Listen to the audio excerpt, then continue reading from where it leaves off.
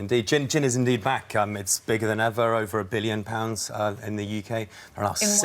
In 1 year? It broke the £1 billion mark for the first time in a while. And now, is this the kind of traditional G&T with, you know, ice with a slice, or are these all lots of different new trendy ways to have gin and tonic? Lots of different ways. The reality is 62% of gin is consumed in a gin and tonic in the UK. Yeah. So it's still gin and tonic is the driving drink. There are other drinks too, of course, whether it's gin and juice, Negronis, martinis, etc.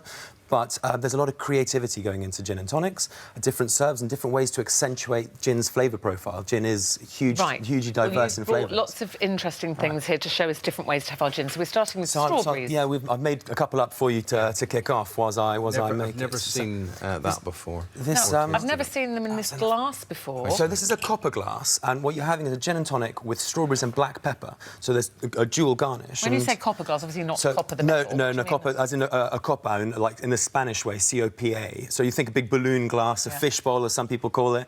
I tend to find that you have to kind of hold it by the stem because otherwise your hands start freezing off pretty fast. Or you're warming up the gin. Warming up the gin. With these big balloon glasses, what's really lovely is that they taper towards the top, so it holds in the aroma if you are going to be adventurous with the garnish. In terms of the garnish in particular here, I'm using strawberries and black pepper. I'm using a citrus-forward gin. So in this case, there is lime, lemon, grapefruit, orange peel in Martin Miller's gin itself.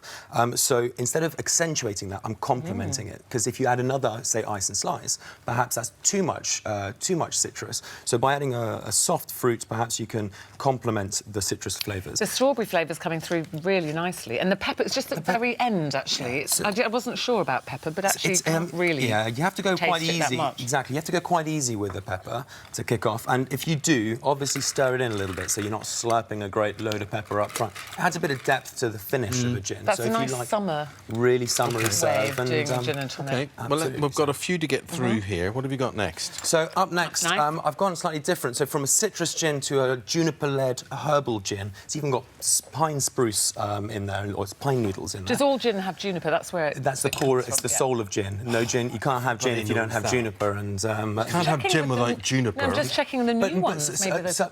Some of them have less juniper pronounced in their flavour profile, and some are more so. So classic. And they make a lot of it in Menorca. I've made two for you there, so you can have a little try whilst I add tonic to this one. This is Lone Wolf gin, as I say, a juniper-rich gin.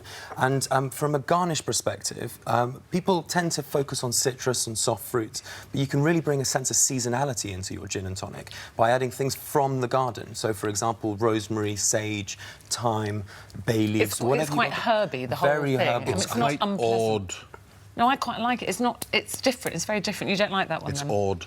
It's certainly very, very herbal, almost savoury. Almost disinfectant-like. OK. I get what you're saying. I don't find it unpleasant. I prefer the strawberry one, but interesting.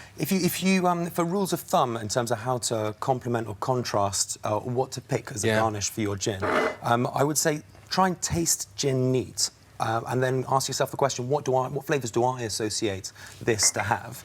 And then go, do I want to accentuate that, complement or contrast it? And that will give you a good rule of thumb. If you don't have a very juniper-y heavy gin, but something like rosemary can actually bring it out in something where the juniper is a little bit more suitable. Patricia Cotton says, I use mini muffin tins to make large ice cubes with a slice of lemon inside the cube. Fantastic. Good It's idea. a fantastic idea, and then over time it dilutes and dissolves into it.